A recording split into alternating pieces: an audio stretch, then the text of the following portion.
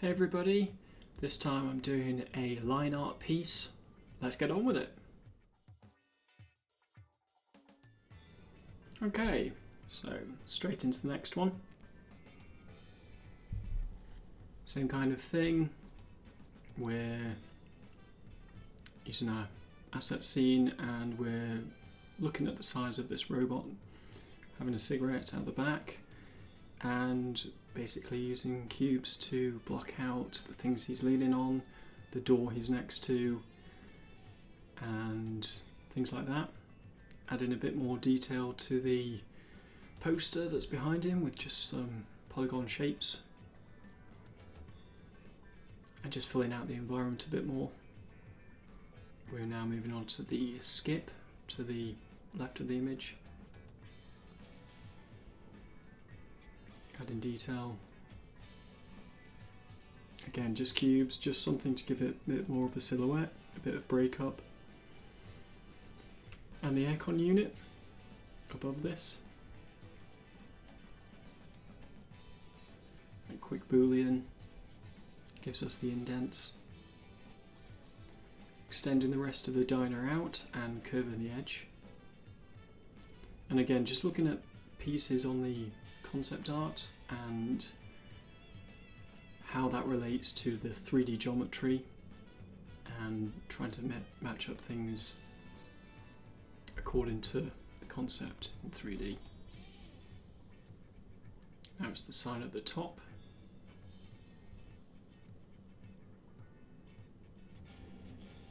And now we're looking at getting the windows in as well. Again, taking this time to get the camera matched up. Again, the field of view seems to be quite strong. And I'm now working the windows around and adding an interior space for the diner, and I'm mop booleaning it, the diner exterior walls. And this is just a really fast, quick approach and dynamic as well. I can adjust the windows to the right width while the boolean is still active. It just means that getting more complicated shapes on curved surfaces becomes a lot easier. And then once I'm done with the geometry, I just export it. I don't export it at all actually. I just copy and paste it out of the boolean, and I use those original frames as I kind of extract some geometry from them and bend those round the windows that we just cut out and use them as the window borders. I'm now tidying up some geometry. Sometimes the booleans doesn't give you completely clean geometry, which is fine. Modo handles it quite well. It's just any tidy up we can do at this stage will help later on. A bit more detail into the sign where the diner text is located.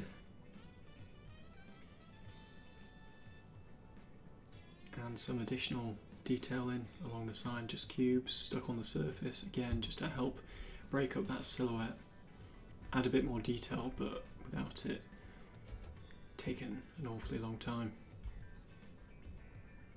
Again, further matches to the camera, and then starting to flesh out the units on the roof. Now I'm not so bothered how these connect to the roof because we don't see it, as long as the shapes match up and the right amount is visible from the concept. Now this isn't going to be match for match perfect, but it's going to be as similar as we can make it. You might find that in some concept art, what works in 2D doesn't necessarily translate to 3D, and it's up to you to just figure out what works, what doesn't work, how you can make it better, how you can make things fit if they don't work. And now the little bit on the front, and now we're starting to figure out more of the cylindrical meshes, these kind of gas cylinders on the side of the building.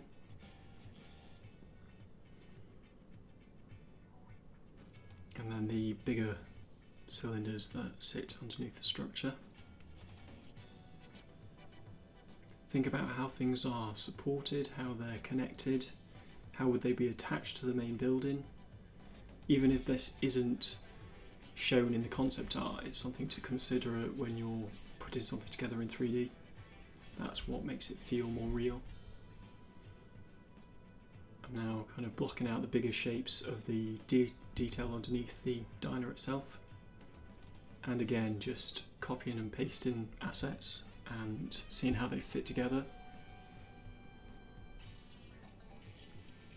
There's this big, almost fin underneath the bulk of the diner. Just blocking in the shapes for that.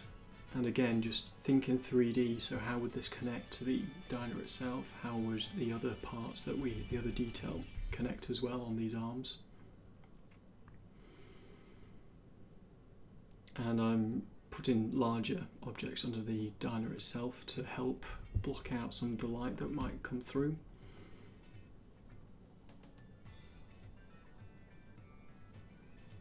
And some more detail pieces here and there.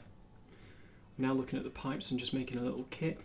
So I have a straight section, a corner piece, and like an S-bend. And these have little bits of detail on them as well. So as I copy and paste them around the object, I'm getting a little bit of detail that's on each one, which will help in the long run. And again, just putting these where I think they would work, where they are in the concept, and then tucking them in here and there.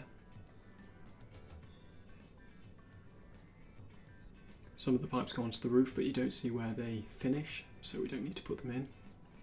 Now add in some aerials. And this kind of weird chevron type thing. It's just a cube though. Now adding in the lights that illuminate this sign, or maybe not illuminate the sign, but definitely got a silhouette above it. Additional piping.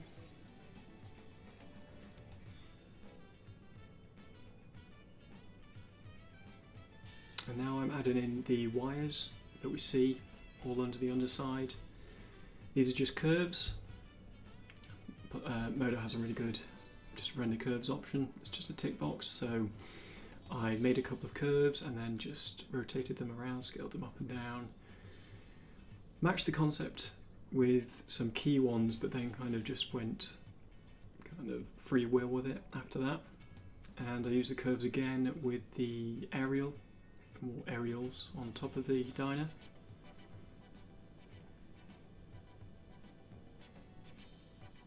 They're all at kind of weird angles, so doing it with curves was a lot easier.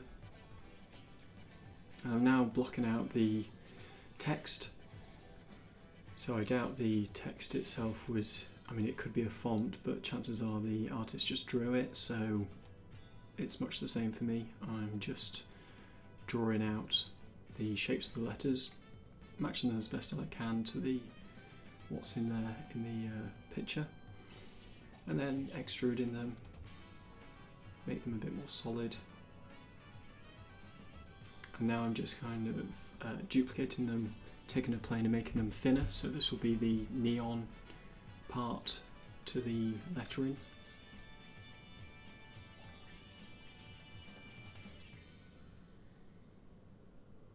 And now I'm just putting in a sphere for the moon, a bit like we did with the clouds in number 1 and 2.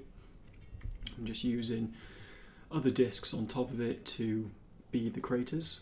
And now we're doing a pass on the textures. Thankfully, there's only a handful of materials in this one, so the building itself becomes blue. It might have been good, actually looking back, to make a variance texture very subtle on the blue, so that there is a bit of variation throughout the model.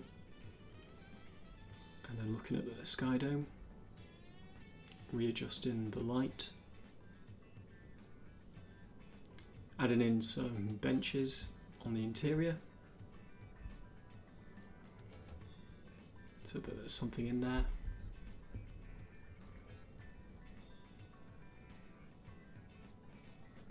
And then just tweaking the materials so that they all work.